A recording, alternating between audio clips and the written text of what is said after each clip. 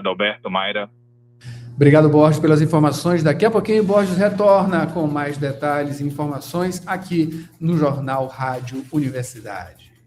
E Mayra Nogueira, a gente começa hoje aqui o comentário de Marcos Saldanha, historiador, jornalista, para falar sobre história. Marcos Saldanha, seja bem-vindo, uma satisfação de finalmente recebê-lo aqui, digamos que inserido agora nessa equipe, aqui no Jornal Rádio Universidade, uma satisfação muito grande. Muito obrigado, acima de tudo, muito obrigado por aceitar esse convite aqui da gente. Como recusar um convite de Adalberto Júnior, da Rádio Universidade, da nossa casa, que é a universidade, né? A gente que fez jornalismo aqui na Universidade Federal do Maranhão, né? Está aqui com Mayra Nogueira, que a gente ouve com essa voz maravilhosa, esse conhecimento, essa equipe toda muito competente da Rádio Universidade, num projeto muito legal e que reúne uma equipe muito valiosa, né, de amigos, também estreando, né, essa semana o Felipe Clã, querido, beijão, o aniversariante do dia, viu, Paulo Henrique?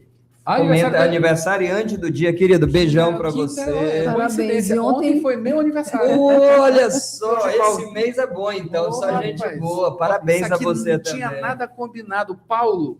Feliz aniversário. Parabéns. E você vê como é importante essa coisa das datas, como a gente está sempre ligado, por exemplo, ciclos, né, que a gente retorna, que a gente volta para casa, né, que é a universidade, os aniversários que a gente comemora, quer dizer, a história tem a ver com isso, né, Mária? Quer dizer, com a nossa necessidade de pensar o tempo, de pensar datas, de pensar fatos, e nos entender ao longo disso, né? A nossa vida é muito isso, a gente testemunha a vida do outro, né? A gente convida o outro a testemunhar a nossa vida, né? E uma coisa que tem chamado a atenção, que eu trago já para esse primeiro papo nosso, você já percebeu como tem aumentado o número de perfis nas redes sociais dedicados à história? História de pessoas, história de lugares, né? Tem sempre alguém contando história, né? Seja no Instagram, seja no X, seja no TikTok. E eu acho isso bom, eu acho isso muito legal. Mostra o interesse das pessoas, ainda que através da curiosidade,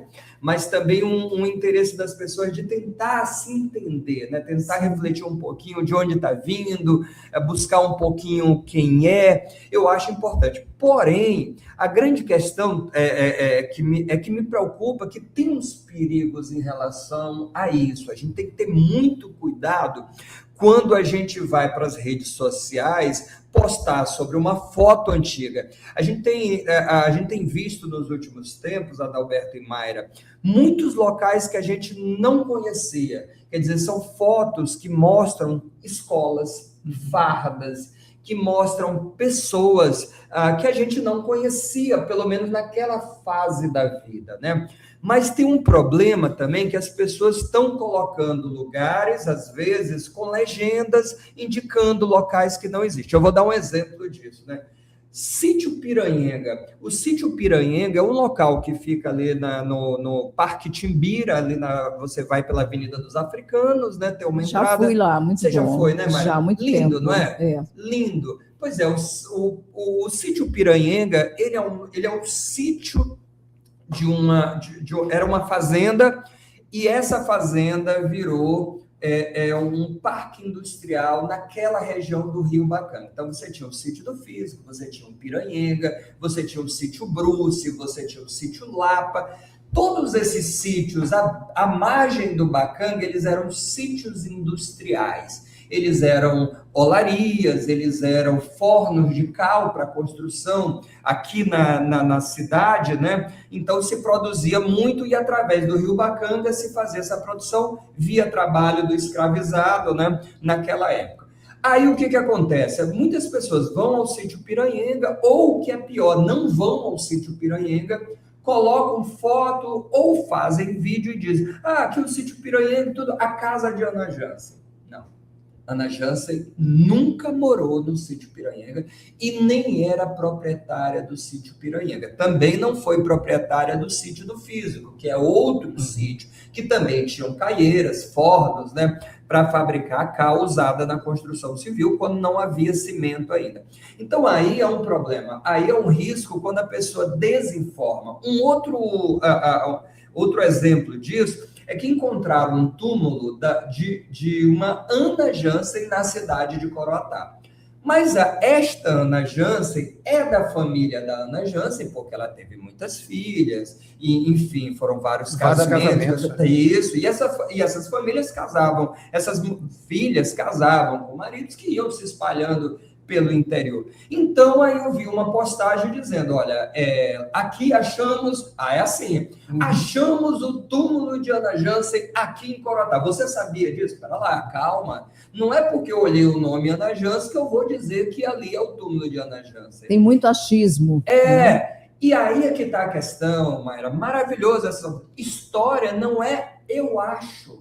Não é o que eu quero que seja, eu não posso. A história é isso porque eu quero que seja assim. Não é assim que funciona. A história é fruto de um conhecimento científico. Você tem que trabalhar pesquisas, você tem que trabalhar com as fontes. Então, você tem que pegar documentos, que a gente chama como documentos primários, que são certidões, que são, por exemplo, como é que eu posso dizer, enfim, que uma determinada casa pertenceu a Ana Jansen. Existe o inventário da Ana Jansen. Assim que ela morreu, é feito um processo, como ainda acontece hoje, né? O inventário dos bens para poder fazer jus à herança. Nesse inventário, esse documento, ele existe. Ele está lá no arquivo do TJ.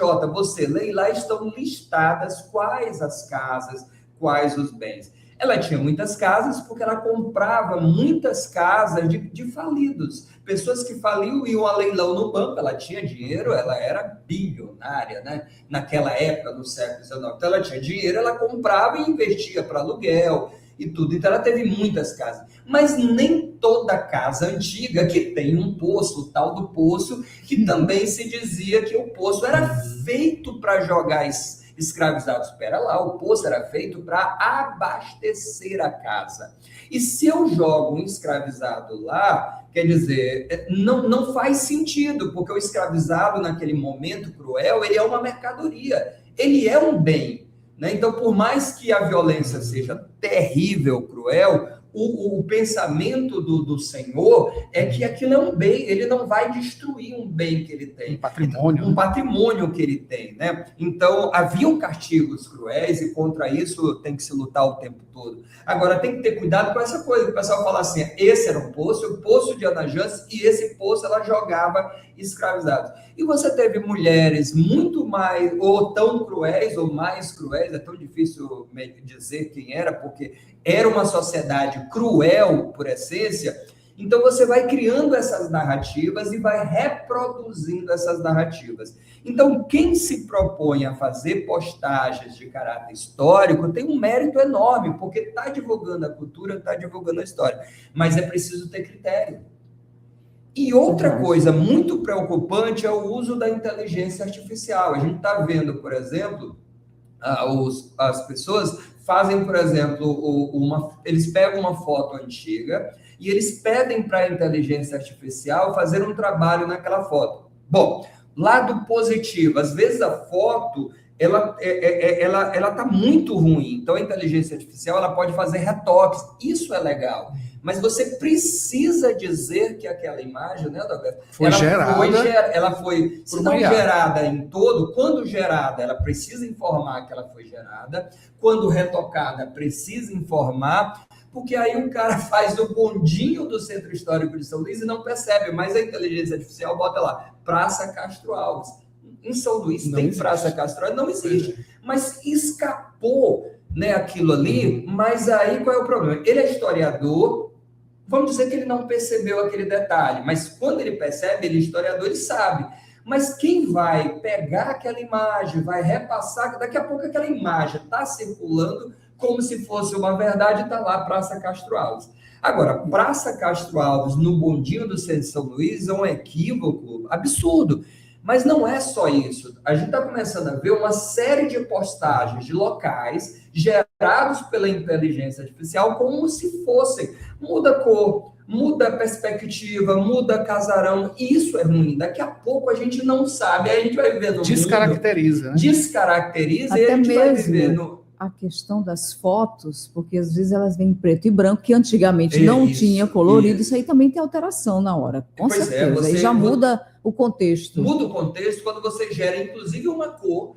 Outra coisa, colorir, pronto. colorir a imagem. Você arbitrariamente vai colorir a imagem porque fica ali na postagem, você está atrás do like, está atrás de compartilhamento, e o pessoal se encanta e vai rodar aquela imagem, né? Ela vai circular. Porém, você fez um desserviço, porque aquela cor, que é o que a Mayra está levantando, nunca existiu naquele contexto. Aí daqui a 40 anos você precisa fazer um trabalho, você já imaginou, você atrapalhou o cara. Você atrapalhou o historiador que tem ele tem que pegar aquelas imagens todinhas e atravessar, tipo um mar vermelho, para chegar na imagem mais antiga, então você não contribuiu. Contribuir é quando você pega aquela imagem, você faz algum ajuste, mas mantendo as caras, informando. Olha, o arqueólogo, quando ele vai fazer uma escavação no solo, ele primeiro, existem regras que ele não pode escavar tudo. Por mais que ele queira, ele precisa deixar uma boa parte daquilo, porque ele admite o seguinte: hoje, apesar de toda a tecnologia que eu tenho, no futuro haverá tecnologias melhores. Então, se eu fizer a escavação 100%, eu vou atrapalhar que no futuro, com novas tecnologias, novos pesquisadores encontrem informações que com a tecnologia que eu tenho não sou capaz.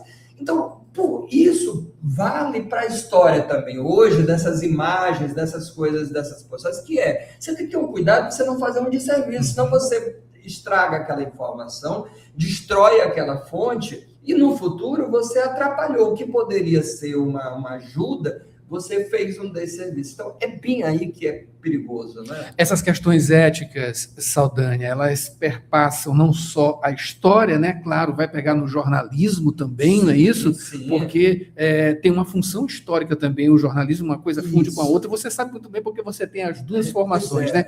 E a questão relacionada dessa relação com as IAs, né? Ela é uma inteligência generativa, então o que ela não fizer ali em termos baseados no que já tem como informação, ela vai inventar. É o que acontece. E você sabe que eu vi o Inácio Loyola de Brandão, escritor, Academia Brasileira de Letras, esteve essa semana aqui em São Luís. Eu achei tão lindo ele falar uma coisa, Mayra e Adalberto, e quem está ouvindo, assistindo a gente, que é o seguinte, ele falou assim: eu não crio nada. Eu ficciono, e ficção não é criação, é observação. Ou seja, eu não invento, eu não crio, eu conto as coisas que de alguma forma estão me rodeando. Isso é ficcionar. Quer dizer, existe, mesmo se o grande ficcionista, um grande escritor reconhece isso, como é que eu, historiador, ou não sendo historiador, a gente tem muitos perfis desses, que são administrados por não historiadores, e está tudo bem, desde que faça um trabalho cuidadoso, ético. Né? Ético. Então, precisa citar as fontes. Então, se eu estou postando um determinado local, eu não estou inventando, eu estou postando aquela era foto, por exemplo, o antigo orfanato Santa Luzia foi anunciado, né, que vai ser reformado.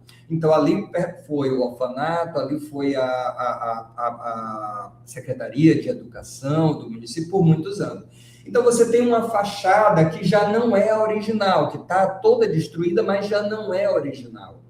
Então, você tinha um formato diferente daquela fachada. Tá, eu apresento um projeto de reforma. Qual é o projeto que eu vou fazer? Eu vou reformar do último modelo que teve, de que época? A Praça Gonçalves Dias, ela foi reformada. Ela foi reformada de um modelo anterior ao que eu conheci. Quando eu chego em São Luís, eu não sei se vocês lembram disso, mas tinha, por exemplo, uma espécie de lago, né? Sim. E tinha uma pontezinha. E eu lembro de criança de bicicleta atravessar. Então, na minha memória afetiva, aquela praça, ela já está no meu imaginário, já está na minha memória. Eu acho que até o final dos anos 90 ela existia. Na modelo, virada, né? De 90 para 2000, que teve uma grande reforma por lá. Pois é, só que aí, o projeto da reforma é fazer anterior, você vai buscando, mas você precisa ter o quê? Qual a referência?